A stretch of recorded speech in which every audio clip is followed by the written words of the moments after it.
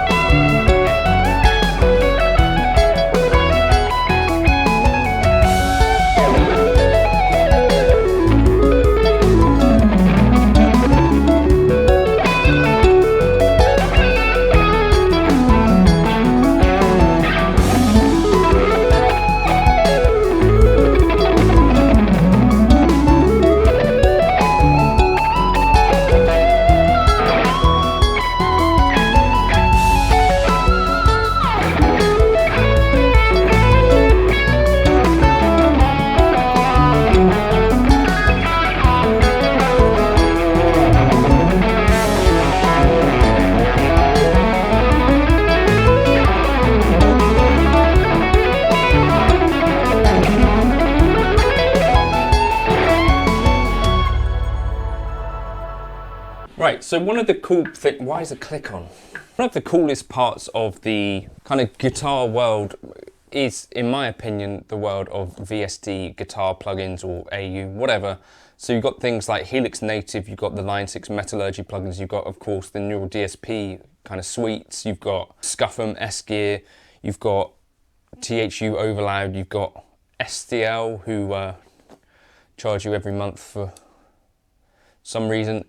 You know, you've got loads and loads of VST plugin options, but what I've not found is a really clear guide for how to get good results from these things. So I wanted today, I was sort of chatting to Tom Quayle about this a little bit, Tommy. He was kind of thinking about this as well, and he'd been playing around with some hardware and also some plugins and finding that there's very kind of variable results that you can get from plugins. Now, there's a good reason for this, and so this video is kind of about that and some of the things that I think these companies should be telling you ahead of time so that you can get good results from these things.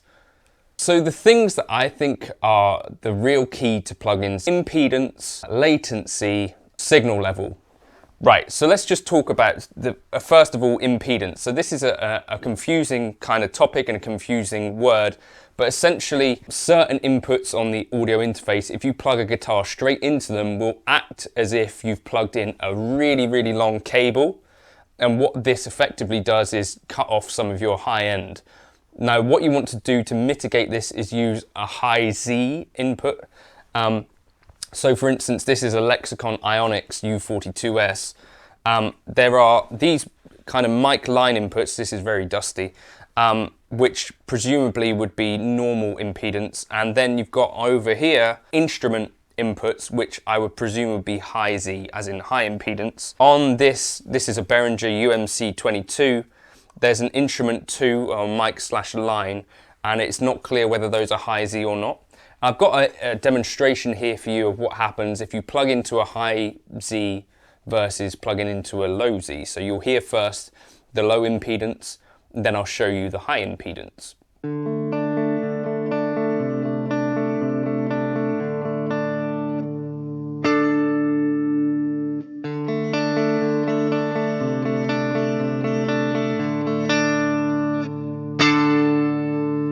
So you will have heard there's a massive difference. There's a huge amount of roll off in the high end, a huge loss of kind of treble. Now this may not be a bad thing for you if you're, not a fan of treble frequencies, but what you could find is that if you input this signal into a VST plugin, you may get very different results depending on what you were expecting to hear. If you're expecting to hear a really modern, crisp guitar tone, you might struggle a bit if a lot of the treble at the start of the plugin has been rolled off. Now, if you don't have a clear high Z input, don't worry, because what you can do is use any pedal that is a buffer in front of your audio interface. So whether it's a cheaper one or not, and it doesn't have a high Z input clearly marked, all you have to do is plug in something like, I think Boss tuners have a buffered output stage, anything like that. And so effectively then, what I did was I used the Pete Cornish NG2 bypassed, but it's a buffered bypass. And you can hear that if I plug that into the low Z input, what I'm doing essentially is breaking the connection between guitar and audio interface and maintaining the correct impedance match for my guitar. So even if the pedal in front is not activated, you still get this positive impact in that it's a much clearer signal with the treble intact.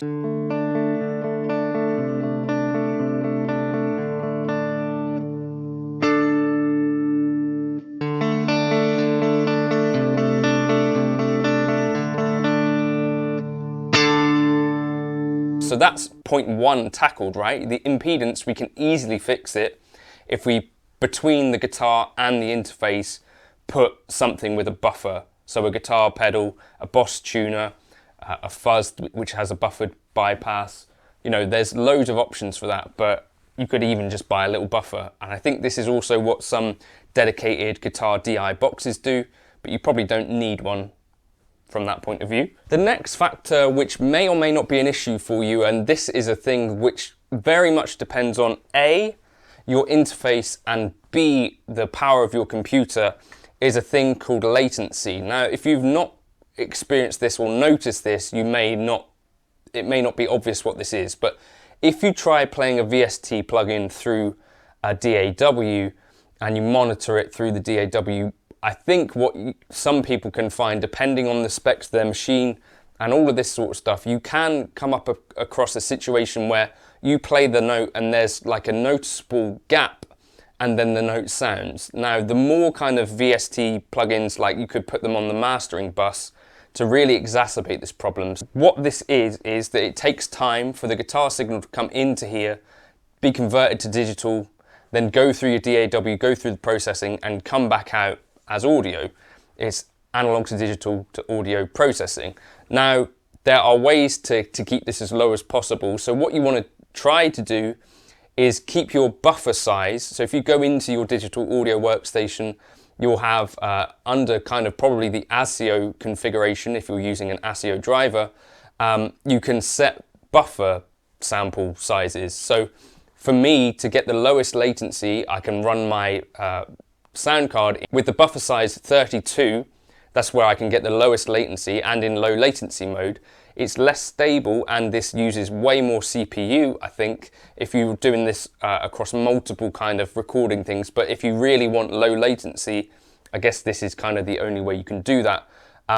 Focusrite has the same sort of thing. I think they all have that same thing going on where you can go and change the buffer size to get lower latency performance from your plugins, but that for me has been a crucial thing. And on the computer that I had before this, I wasn't able to run those lower buffer sizes to get good results from plugins. So it may be a thing where you're always sort of butting your head against whatever the specs of your machine are. As I say, if you put plugins on the mastering bus, those will slow you down. So I turn all of those off when I'm tracking and make sure that you're tracking without any plugins that are not really essential. So I wouldn't track with my mastering plugins on, for example. For me, I've always found that a standalone app without the DAW will be slightly quicker. So because I think there's a transport bar buffer, there are probably scientific reasons for this. But if you have any examples where that's not the case, let me know in the comments. But I think it's generally the case that if you have a standalone version of a plugin, it will run quicker than if you ran that same plugin within a DAW, presumably because there's other processing going on. So that's kind of cover the impedance. Then we also cover, you need to set your computer up then set your DAW up with a lower buffer size to get the best results latency wise, so that you're not feeling like there's a lag between you playing the note and the note sounding. The last bastion of getting good results from this is making sure that you have the right level of input into the plugin. So there's a few issues with this. So first of all, if your input is too low, then you probably won't get the response that was intended from the plugin. So if it's using presets, artist presets, and you're like barely hitting any sort of level, then probably everything's gonna, feel potentially a little bit dead. You may not even get above sort of default noise gates, and so things will be a bit choppy and stuff like that. So this is different from most interfaces, but you kind of want to be at a stage where your loudest note doesn't clip, but is just below hitting that, so maybe hits the orange or just below if you play like a full bar chord hard. So this has to be the case that you do this with kind of every guitar, because they all have a different kind of output level. So this might be even stage one that you do once you've set up all these other bits and pieces. You say, right, I'm going to just check that if I play my loudest note, it's not going to clip. But what you also really want to make sure is that it's not too small a signal, because what that does is not only affects kind of the response of the plugins, but also you'll find that as you compensate for that lower level, you actually bring up more noise. And guitar pickups are inherently noisy things anyway. So I've found, sometimes I'll be recording a DI track and the guitar signal was a little bit weak, as it tends to be anyway. And then as I bring up that, the noise floor comes up with it. Whereas if you'd recorded it with a more optimal signal level, so just below kind of clipping, then you wouldn't have had that same kind of noise floor that was getting brought up to compensate. So those are the three elements that I think you need to pay attention to. In some of the VST plugins like Helix Native, you've got like a little kind of, it's got these indicators of where you should be hitting. And then there's like a slider to compensate for that. I can't remember, Neural DSP has an input thing as well. I'm not sure if that indicates clipping or not, but that's what you want to be looking for. So first of all, you'd adjust on your actual interface just to make sure that you're coming in and you're not hitting the clip, but that you are kind of getting a healthy amount of level into it, so that you don't have to then compensate for that after and bring up your noise floor.